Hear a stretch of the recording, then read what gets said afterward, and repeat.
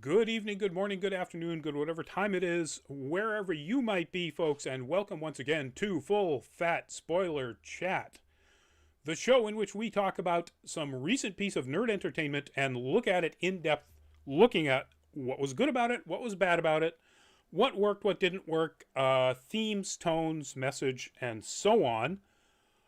I'm Rodney Brown, the editor in chief of Nerd Caliber, first person shooter on Facebook as a cosplay photographer, Burley underscore adopter on Twitter, a couple of other places, mostly as a tech journalist. Joining me tonight to talk about the CGI Netflix He Man and the Masters of the Universe series is Byron, if you would introduce yourself. Hi guys, it's Phil, aka Hero, their social media consultant, uh, content creator, do a bunch of stuff for Nerd Caliber. So excited to talk about the show. You know, had a lighting problem earlier, but don't worry, I have the power. Dun dun dun dun. Or, I guess I should say for the So, new one. Um, so what is this show? So of course it's the latest interpretation or product based on the original He-Man and the Masters of the Universe cartoon series or toy line. Prior to that, actually, um, uh, both on Netflix. This one is the CGI version that dropped just a couple of weeks ago, as opposed to the 2D animation version that was written and directed by Kevin Smith from a month and a half ago or 2 months ago. Um, so the obvious difference first is that this is CGI animation. The second difference that is pretty important to know is that this is an actual reimagining of the original story, whereas Smith's was a very true to the original story sequel. It starts very yes. shortly after the end of the original cartoon run, as far as story goes. So, two really different ways of approaching the He Man content. This one is a complete reimagining. Um, it again is on Netflix, which means it's able to be binge watched. It's 10 episodes. Um, with all the international credits that Netflix insists on putting at the end of these shows, it's actually quite a bit Mm-hmm. shorter than the 25 minutes and a half of each episode. So you can blast through the whole thing in about 3.5 hours.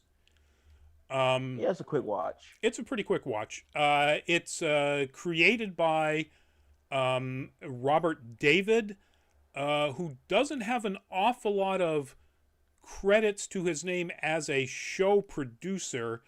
Um, Max Steel Team Turbo was about the only thing he both produced and wrote on, but he's been a writer on um, Teenage Mutant Ninja Turtles, Ooh, the robot. We had this discussion with Byron the other day. Super Robot Monkey Team Hyperforce Go. He yes. wrote a couple of episodes, or was a writer on a couple of episodes there. But that's pretty much it.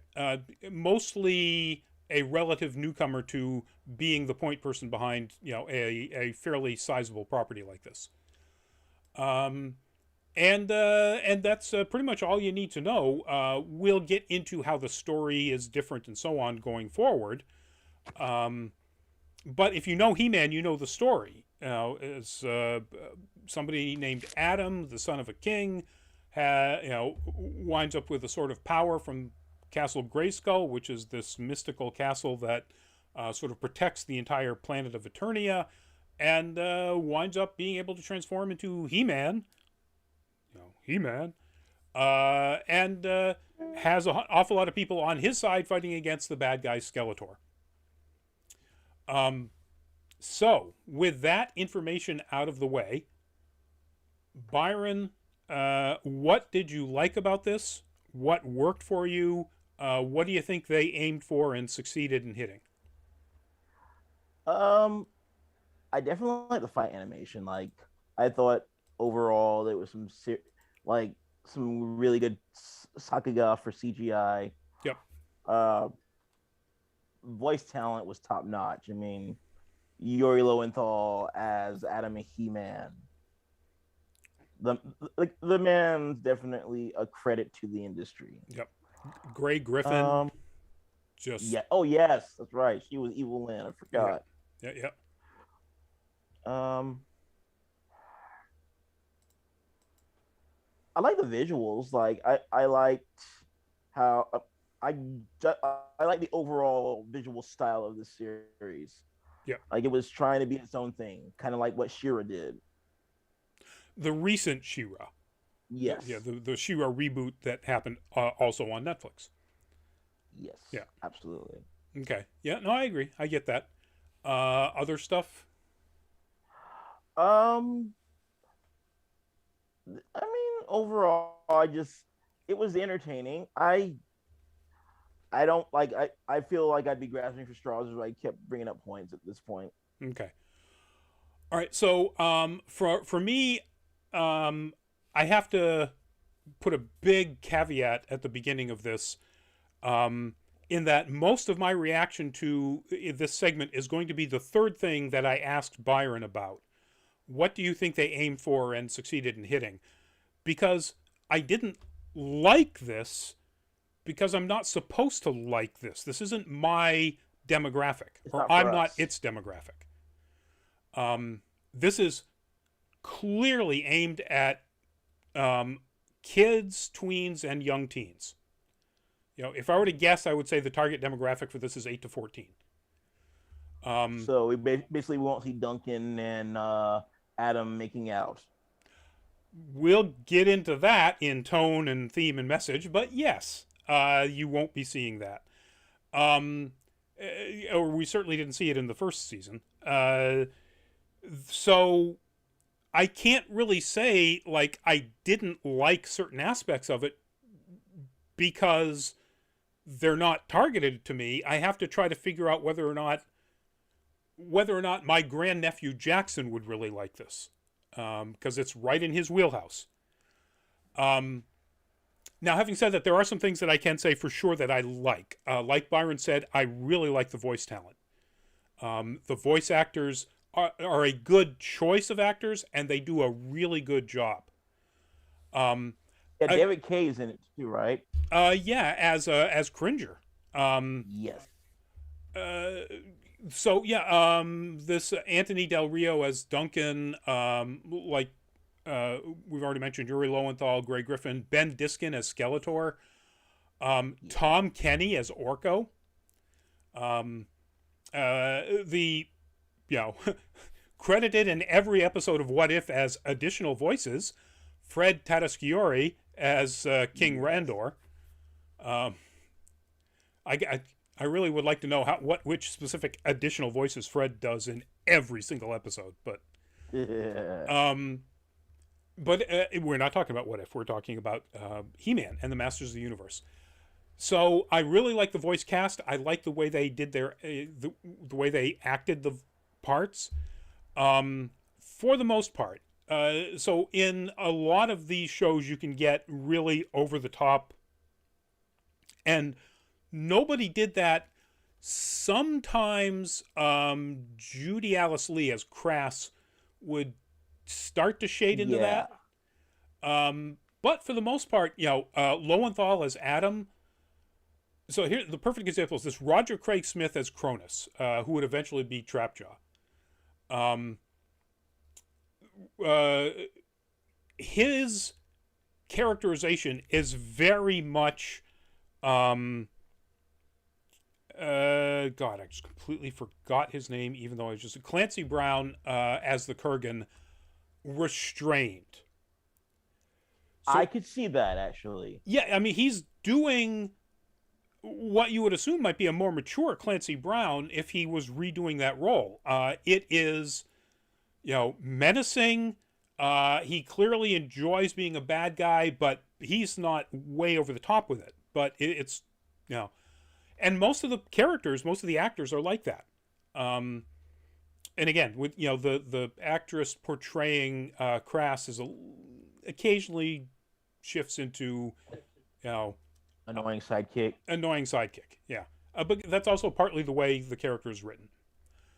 Yeah, Um, I also have to compliment Roger Craig Smith for his performance as Trapjaw, because from what I remember of the original incarnation of Trapjaw, he was just a meathead, yeah, and they made him the original Man at Arms of Castle Grayskull, and I'm just like, wow, yeah. wow, that's a huge glow up. So that's one other thing I guess I can say that I do like about this is that for the most part, I like all of the reimaginings.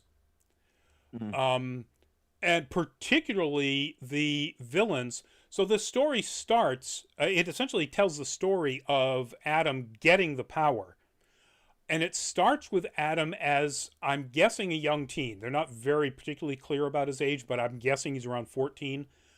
He's lost his memory. He's living in a jungle with the Tiger Tribe, which is Cringer's, you know, combined. There are humans and tiger talking tiger people who live there. Um, Mm-hmm. and and so it's the story of him gathering together the people who will eventually become both the other defenders of Grayskull, Duncan, who becomes Man at Arms, who in this case is actually Trapjaw's apprentice. When Trapjaw is known Yes. as Cronus, his apprentice as a builder. And like you said, Trapjaw was the original Man at Arms, head of engineering all of the defenses and so on for Eternos, and particularly Randor's castle. And that's the thing that I don't remember that they actually gave the name of the city anything different than the name of the planet. Wasn't it Eternia on Eternia? I think so, So actually. giving it a different name, it's Eternos on the capital of Eternia. That's another plus for them. Um, so yeah, all for the most part, all of the reimaginings of Tila, of Crass, turning Crass from a really idiot, guy who smashes his head into things, into a sort of really tough young teen woman who's been through a lot, um, and likes to crash her head into things. Yes. Um, I think they did a very good job with that, with most of those I like reimaginings. Tila's I like Tila's incarnation as well. Yep. Huge fan of Kimberly Brooks as a voice actress. Like, she's done some amazing work. Steven Universe, She-Ra and the Princesses of Power. Yep. Also, Voltron, Oh, who was she in Voltron? Alora. Mm, excellent job. Um, yeah. So both the reimaginings and again, getting back to the voice cast, good job. Um, Now, the things that I can say that I didn't particularly care for, well, okay, I'll get back to one of the things Byron said too. The fight animation is really good. At times, really good. It's good, and at times it's really, really good. The first time Keldor, which is Randor's brother, the guy, Adam's uncle, the guy who would eventually become completely Skeletor, the first time Keldor and He-Man fight is just fantastic. I mean, it's a really solid fight. They don't rely so much on, like they do later on, the sort of transformed single special attacks. I get a little tired of, He-Man doing his lightning strike, Strike. Kamehameha bowling ball thing. I was gonna say Mjolnir throw, but that Mjolnir works throw, too. that's true. Yeah, it is kind of an underhand and huck. Yeah, okay, I'll get that. It's really a bowling ball. It's a guy running up to a way too fast to a lane and just hucking the ball. Um, so they rely on that a little bit too much later on, but early on the fights, particularly that fight, are really really spectacular. Um, so things that I appreciate, even if I didn't particularly like them. The story is a good one. It is pretty simplistic for what it does, but then again, it's aimed at that Absolutely. audience. Um, It's good for kids. it's good for kids. Will kids under 8 be a little scared by some of the Skeletor stuff? Probably. Oh, absolutely. He does get pretty creepy. Um, the big cliffhanger moment that ends episode 9 before they go into episode 10, and have the really really big battle, could leave some younger kids a little too intense. um, I could see that too. but the humor, if I was my grandnephew's age, I would be laughing my butt off at a lot of this stuff. um, for me it's like, okay, but it's not aimed at me. This isn't Toy Story where they, Pixar has to make jokes for adults and kids. This is aimed at kids. Um, so I think the humor for the audience it's going for is pretty solid. Um, and the animation overall is good if you're sort of into that trolls hyper coloring thing. Or troll hunters maybe. Or troll hunters. Actually, yeah, troll hunters would be an even better because the character designs are sort of similar. I mean, Angular. yeah, um, yeah. He-Man skipped leg day. Let me tell you. Yeah. Actually, let's see. So here they are pre-transformation. Tila with the staff, of course, looking every bit a Pokemon trainer. Adam, with the giant sword, which in this case is a gigantic anime sword. Cringer, who in fact never cringes whatsoever, which I really appreciate. And then Duncan, who becomes Man at Arms. And here they are in their final transformed version, with Orko and the King and everything. And you can see He-Man in the background there behind Tila. And yeah, he is all chest and arms and definitely skipped leg day. Mm-hmm. Now, having said that, again, I think that for the target audience, this is a really good character designs. It's good animation. In general, I would say it's pretty good animation. It's not too, the movement isn't too bouncy. Get my complaint like I always do about the Star Wars animated stuff where, everybody literally bounces around. That's their idea of fast movement. Bouncy, bouncy, bounce.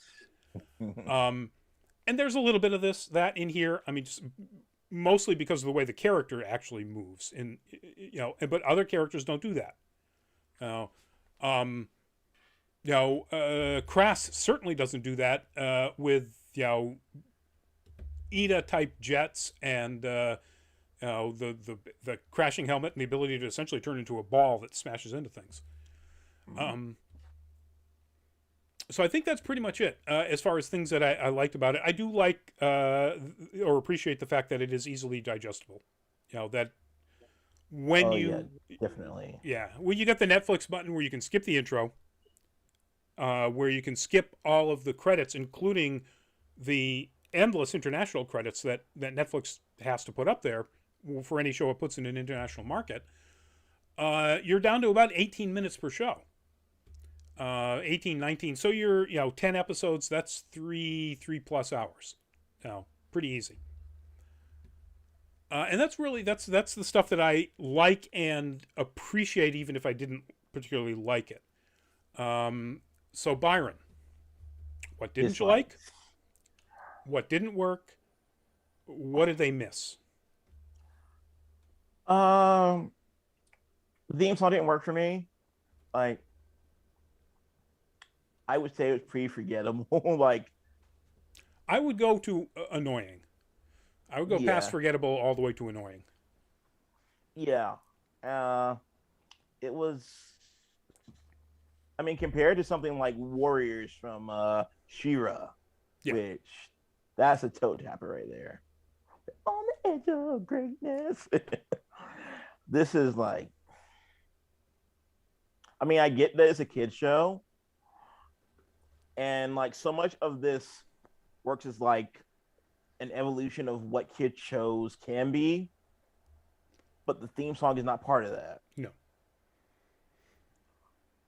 Um, didn't like Crash as a kid. Okay.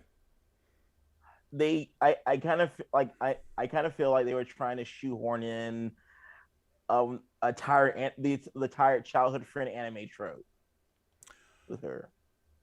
In the very first episode, yeah, you got a little bit of that.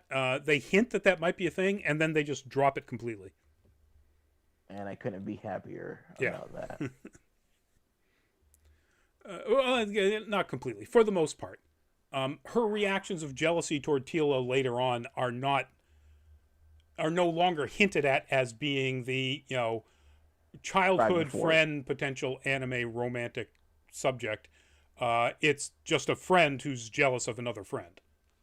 Mhm. I wasn't completely overly fond of Duncan's characterization. Like I'm used to him being more of the stalwart mentor, and I get they were going something different. But I just feel like since he's supposed to be the brains of the outfit, he should at least be a little more composed. Yep. Like especially when you have Orko, who has always been the comedy relief in like every incarnation. I would have liked it if he was more. I would have liked it if Duncan was more of, I don't know, like more like Entrapta. Yeah. Well, it's interesting because Cringer plays more of that role in this because Cringer is clearly the oldest, the most mature person in this entire group, and was the father figure for the last 10 years for Adam because he was living in this jungle with no memory of the fact that he was a prince. And Duncan is clearly slightly older than the rest of them, but if they're young teens, he's probably late teens or maybe even just out of his teens. So he couldn't be the sort of mentor, certainly to Tila, which he is in the original series. It's Tila's his adopted daughter. Yeah. So they had to give him a different character, and they gave him the sort of slightly bubble-headed, brilliant engineer. Yeah. He's I Kaylee Fry. Yeah. I also would have liked like more of a brother sister relationship between Tila and Duncan, since they've clearly spent so much time together, and you see that relationship between Evelyn and Trapjaw. Yeah. Yeah, that's another. I guess let me jump back a little bit. That's another thing that I admire about this is that the characterizations of the villains are way deeper, more understandable. They don't make them any particularly more sympathetic. You just really get the sense that there is a camaraderie. Yeah, that there's a camaraderie, as you said, between Evelyn, as she's called until her final transformation, and Cronus, as he's called until he becomes Trapjaw. And I like that. But anyway, sorry, go ahead. Yeah, like I didn't like Beastman either, especially especially like his pre-transformation self. Like he was just annoying. Even his post-transformation self, he was mostly just annoying. He was just more dangerous in his post-transformation self. Yeah, yeah. You basically got the Weasel from the Suicide Squad, except Suicide Squad. Yeah, except he can speak. So, yeah. Creeper King, welcome to the show. Again, we're spoiling the CGI He-Man and the Masters of the Universe on Netflix. If you have not seen it and you don't want it to be spoiled, thanks for stopping by. But if you don't care, hang around, ask us questions. Last complaint, Orko. Like I didn't hate him. Yeah. Why was he there? Because he's there in the original series. That's why he was there. Yeah. Yeah, and I get that they're trying to go for more of a more technological thing here. but I just feel like the making Orko like a robotic version of him, like not the actual Orko, was kind of it was disappointing. I didn't mind that change so much, mostly because, like you said, he wasn't that annoying. Like, I hated the original Orko. Orko in the original series was a reason for me to not watch most of the series. Um, and here he is, in part because Tom Kenny is so amazing. Um, he is much better as a comic relief that isn't annoying, even when he does some annoying stuff. Creeper King, yeah, I wasn't a fan of it. I think you're kind of getting the impression at this point that neither one of us was a huge fan of it. But we've talked about it's got some pretty big ups. Oh, absolutely. Yeah. So yeah, Orko, yeah. Not as horrible as the first one, and I didn't particularly mind, like you did, the change to making him essentially an android with Orko's soul, memory, download, whatever you want to call it. Yeah. One thing I forgot to mention in lights, if I can backtrack, I like that King Randor has more of a character. Yes. Here, like, yeah, he's portrayed more as like a real world politician than a benevolent king. Right. Yeah, he's not particularly well liked by most of the people.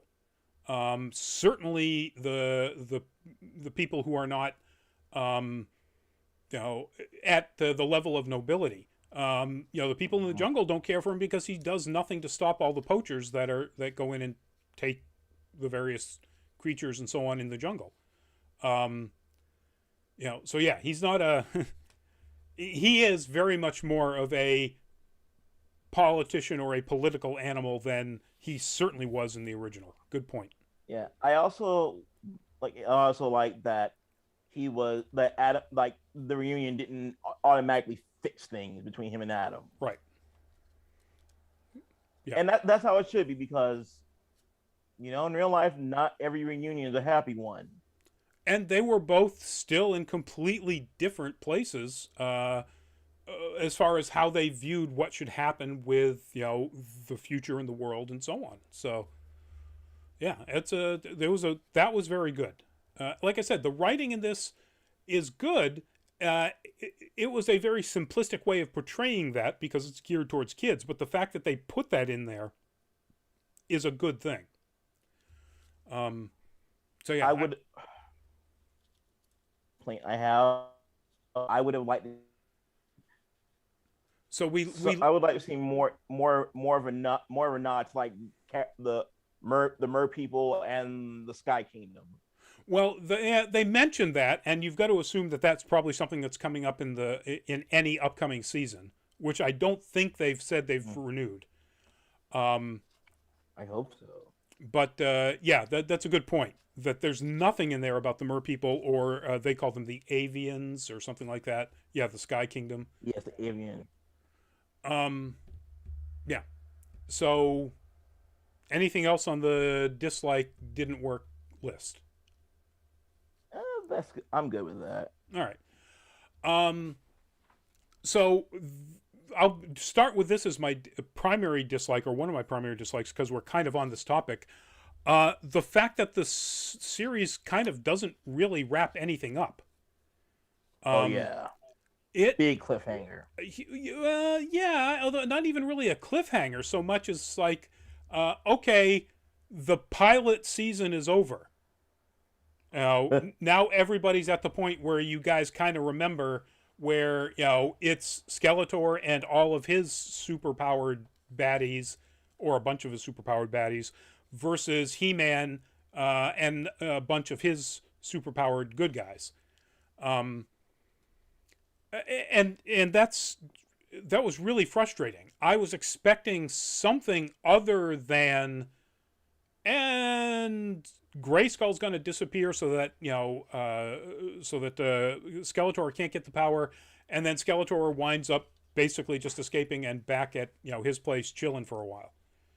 I'm like, well, they know where his castle is. Why don't they just go attack him again? And I assume they never really explained that. Yeah, I assume they will if there is another season in an upcoming season. But again, if there's going to be multiple seasons, this is going to have to, in some fashion, be an almost battle of equals. Otherwise, somebody wins really quickly. Or you count on like the first season where people do dumb things. I will give this that very few of the things that go wrong for Skeletor or his team is because they do anything stupid. And that's a big plus. Other things is I like the character concept updates. I'm not a big fan of the design. I mean, this is He-Man and the Masters of League of Legends. Yeah. Right there. These are all League skins. If Mattel made a deal to put He-Man as League characters in an upcoming, this is what they would look like. Or some other phone game of similar nature. Yeah. And so I'm not really crazy about it. I mean, the design, I'll bring this back up again. Reminds me of Clash of Clans. Or Clash of Clans, or or a lot of those mobile games. But with the bright colors and this sort of shadow run, magic in a world of high tech feel is really League-like. And it's like, okay, well, that's popular, and I get why they're doing it. I don't like that design.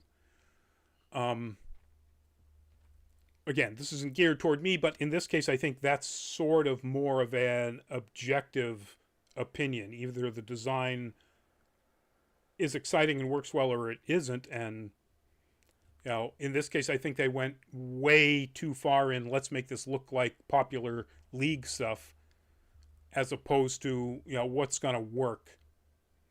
Battle Cat's update is almost non-existent. I mean, it looks like Battle Cat, and they could have done that more, but they didn't. The other thing that I dislike, and we'll have to wait to get into the exact reasons why. I guess we could jump right into it. Like you said, I found the opening theme just annoying. It was a 1990s, the power is ours. Like, click. Hit that, skip the intro button as fast as you can. The other thing that I can't say I disliked it, because again, it's not geared toward me. It made a change that I think does a disservice to the overall franchise and to the original product, and that is making the characters teenagers.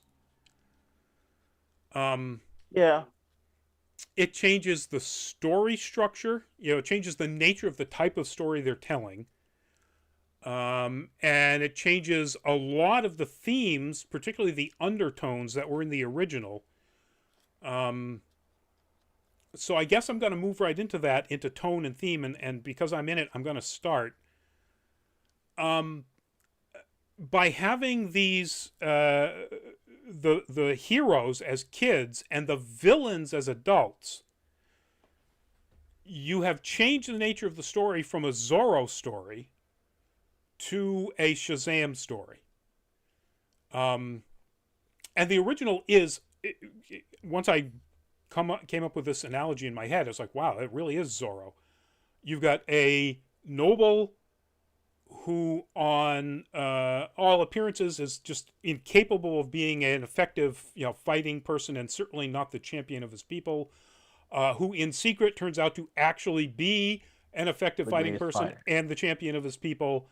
That's Zorro in 100% in a nutshell, and that is absolutely the original He-Man. Now you've got the Billy Batson story.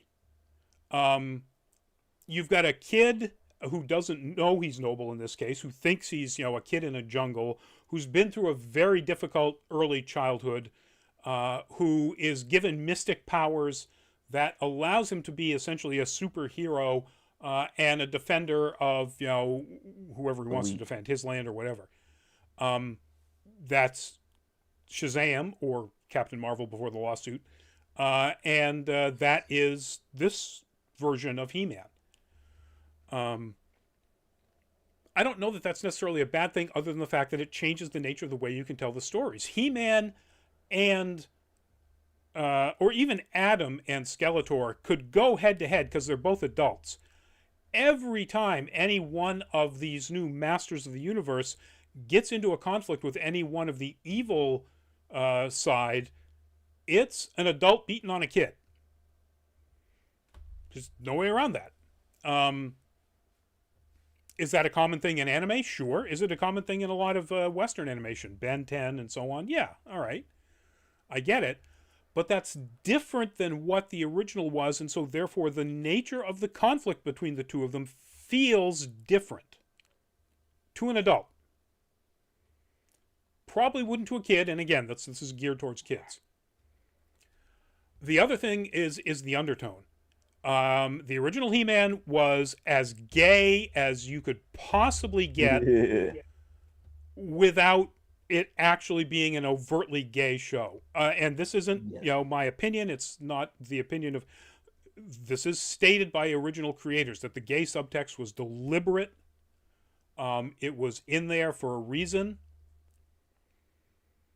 You know, changing... Exactly. What's going on?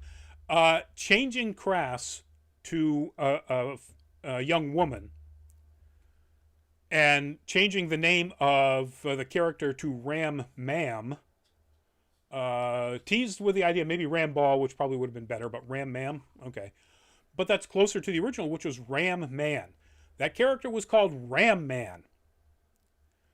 The mini comic in which that character was introduced back in the 80s was literally titled He-Man Meets Ram Man. You can't get gayer than that. You know, it's true. It's just not possible. And all of that is... Unless you called him Ramrod. Unless you called him Ramrod, that's true. All of that is out the window. You know, I hope. I really hope. Otherwise, this show is in a lot of trouble. And that's a shame. You know, He-Man was traditionally, like SpongeBob later, absolutely adopted. Gay-coded. Yeah, not only gay-coded, but, well, yes, gay-coded and therefore adopted by people in the gay community 100%.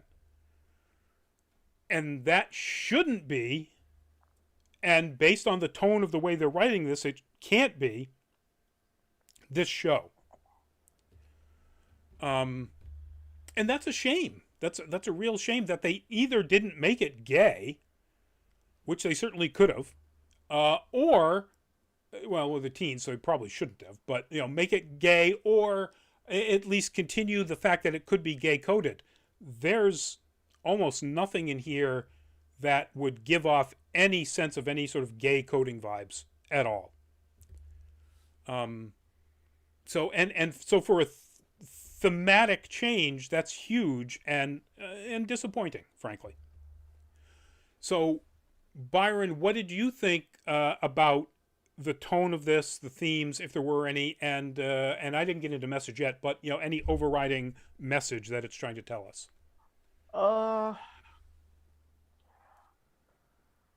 mean, I really feel like it was kind of fluff as a whole. Like, there wasn't a lot of substance to it. But I had fun watching it. Yeah. Yeah, you know, so when, yeah, I didn't. But then again, that's because it's not geared toward me. If I had my choice after having seen the first episode to continue, I would not have continued. I watched the whole thing because it was my job here. But again, it's not aimed for me. Jackson would eat this up. My grandnephew would just go, more. I don't know that there's a message. You know, the power of friendship message is all the way through this, of course. Yeah. Such a cliche at this point. It is pretty cliche, but they do a different take on it, which I don't dislike. It's a lot more the power of teamwork than it is necessarily friendship. Crassus. Oh, now, another thing that I actually like, they did away with the whole secret identity BS. Yes. Yeah, that's true. At this point, Randor knows that Adam is his son and is He-Man. All of the other team members do. The idea that Teela never knew was pretty stupid. But yes, that is a good point. Like I said, a lot of the things they've done in the updates of the concepts of the characters and how they interact is actually really smart. All right, so that's pretty much our analysis part of it. Byron, recommend or no? And scale of 1 to 10, where does it drop for you?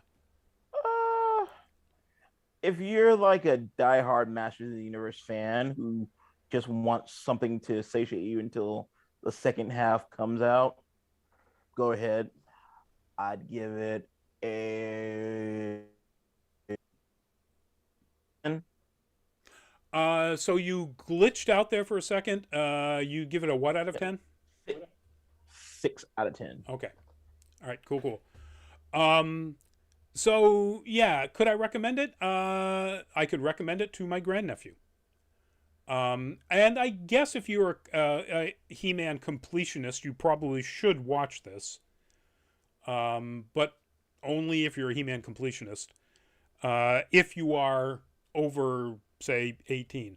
I can't imagine this being that enticing to anybody over, well, frankly, 14. But on a scale of 1 to 10, so again, for the target demographic, I would probably give this a 7. I think people of my grandnephew's age and nerd interests will love this. Personally, for me, it's like a 4. I would, I'm not interested.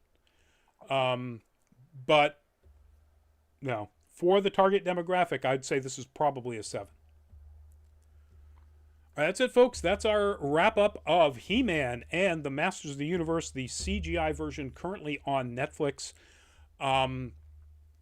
Join us this coming Monday on Anime Octane, where we will be talking about the other Netflix partially CG. Anyway, Godzilla Singular Point, an anime that is also on Netflix. Which was on a docket earlier, and then we kicked it off for something else. So it's come back on. And next Thursday, I believe, if everybody accepts my suggestion, we're going to be talking about Star Wars Visions on next Thursday's Full Fat Spoiler Chat. If you get a chance, folks, please do go check out our Patreon page, patreon.com/nerdcaliber. 3 tiers. You can come in at a really super low dollar.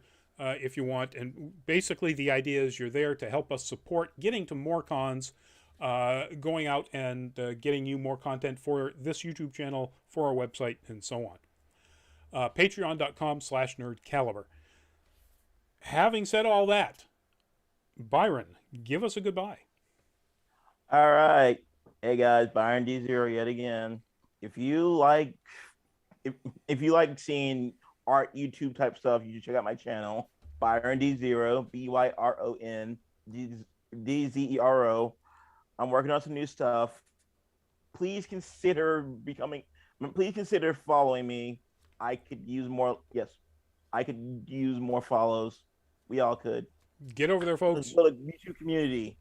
Byron D0 on YouTube, all spelled out. And for me, Rodney Brown, editor-in-chief of Nerd Caliber, thank you all for showing up in the chat. Creeper King, for all your comments. And we'll see you at an upcoming show. Please stay safe, folks. Continue to be safe. Continue to get vaccinated. Continue to wear your mask.